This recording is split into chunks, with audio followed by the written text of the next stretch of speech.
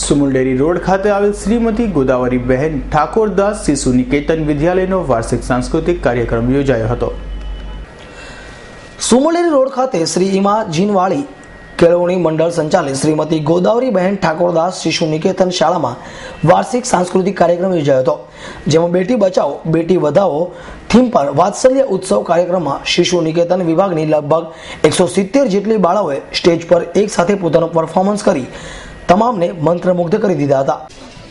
જી, આપનું નામ? હેમાબેન નાયક। હેમાબેન, તમે કયા સ્કૂલથી છો અને તમે કઈ પોસ્ટ છો? હું ગોદાવરીબેન ઠાકોરદાસ શિશુ નિકેતનના આચાર્ય વાત કરું છું। અમારી શાળા મંડળનું નામ છે શ્રી ઈશ્વરલાલ મોતીરામ જીનવાળા કેળવણી મંડળ સંચાલિત લીલાબા સંકુલ।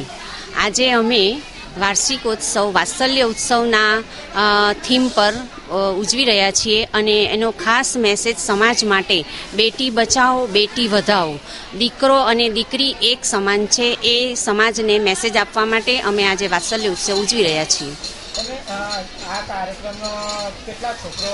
470 જેટલા બાળકોએ ભાગ લીધો છે અને બાળકો માટે અમે નવું લાવીએ, એ લોકો જાતે બોલીને પરફોર્મ કરે।